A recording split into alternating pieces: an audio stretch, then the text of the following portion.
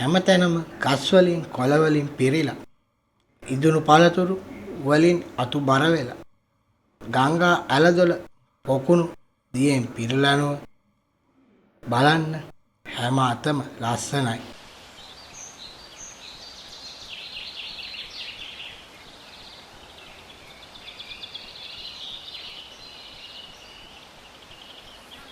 මේ අපේ ගමයි. ගමේ ගොවියන්ගේ වී බිස්සෝ වී වලින් පිරලනවා පුපුරන්නවා වගේ.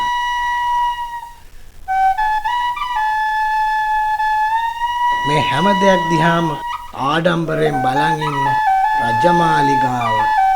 මේ අර අහවල් කාලේ අහවල් රජතුමාගේ රජ සමයයි නෝ.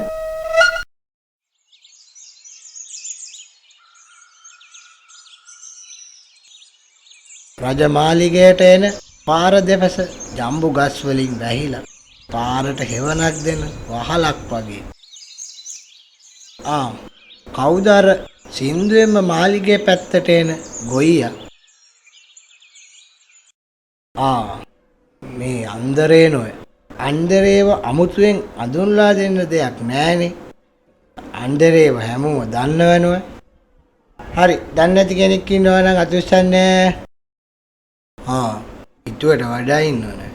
එහෙනම් මම කෙටියෙන් කියන්නම්කෝ අන්දරේ කවුද කියලා. අන්දරේ උඩරට ජීවත් වුණාට අන්දරේ එන්නේ පහතරට ඉඳ. එයා රජතුමාගේ රාජ්‍ය කවටයා. රජතුමාටත් හිනා අන්දරේටත් හිනා. ඉතින් අන්දරේ වැඩි හරියක් හිටියේ රජමාලිගාවේ.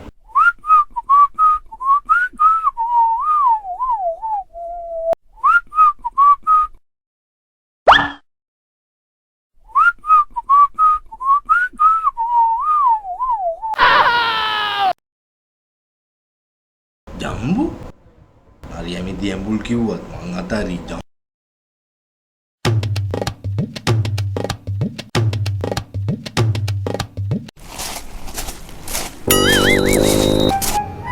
ජම්බු ඉදිලාද කියලා බැලුවා.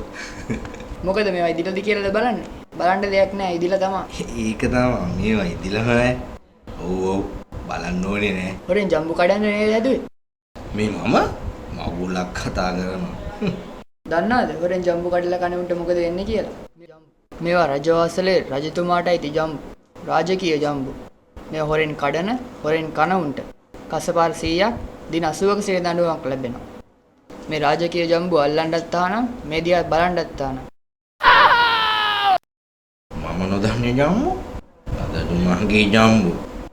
මං අද ජම්බු කෑවේ නැත්තම් මං අන්තරේ නෙවෙයි. චව්. මෙන්න මේමයි ජම්බු කන්නේ. චව්. අන්තරේ ජම්බු කනවා. මම දැම්ම දන්වන්න ඕනේ රජතුමාට. පස්වාන් දාසකට බුදුවන්න හිමියනි. යමක් පවසන්න අවසර. කියාපන්. රජවාසලට එන පාර දෙපස රාජකීය ජම්බු ගස්වල ජම්බු අන්දරේ කනවා හාමුදුරනේ. මොනවා?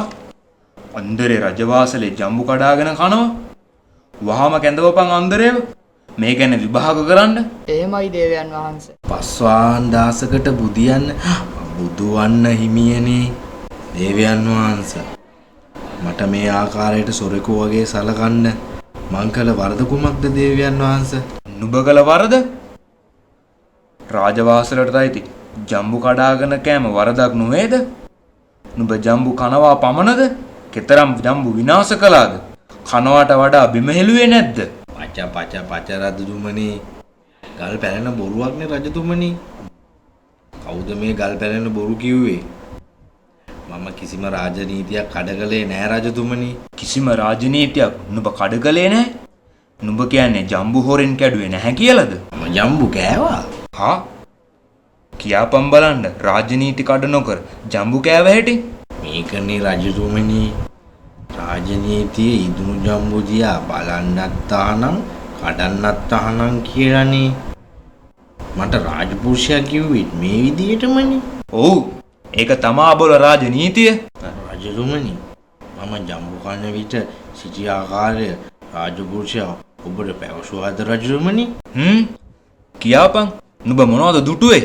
රජතුමනි, මම දුටුවේ අන්දරේ අත් දෙකත් ඇස් දෙකත් රෙදි කඩකින් ගැට ගසාගෙන ජම්බු කනවා පමණයි රජතුමනි. හා අත් දෙකත් ඇස් දෙකත් ෘතිකඩකින් ගැට ගසාගෙන එසේ දේවයන් වහන්සේ මම අත් දෙකත් ඇස් දෙකත් රිදිකඩකින් කැටගසාගෙන කටට අහුවෙන ජම්බු කෑව දේවයන් වහන්සේ.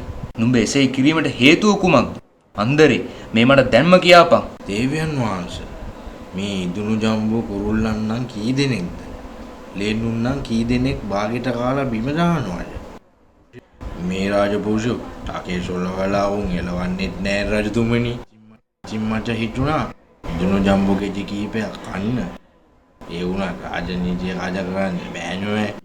ඉතින් මම ඇස් දෙක රෙදි කඩකින් ගැට ගසා ගත්තා. එතකොට මම කිසිම ජම්බු ගෙඩියක් ඒ වෙලාවේ දැක්කේ නෑනේ රජතුමනි. මම මගේ අත් දෙකත් ගැට ගසා ගත්තා. ඉතින් මම කිසිම ජම්බු ගෙඩියක් අතින් ඇල්ලුවේ නෑනේ රජතුමනි. ඉතින් මම කිසිම රාජනීතියක් කඩ නොකර ජම්බු කෑව රජතුමනි.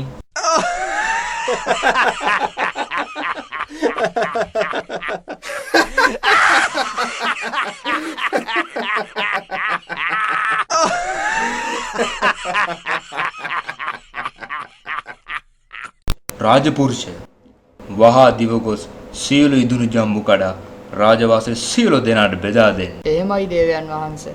බලන්ඩ තැනට සුදුසු නුවණ හින්දා අන්දරේ ජම්බු කාපු හැටි. එහෙනම් අන්දරේ ජම්බු කාපු කතාවත් මෙතනින් නිමි කිව්වට නිමිම නෑ. අනිත් ගෲප් එකේ ඉතුරු කොටස බලන්න.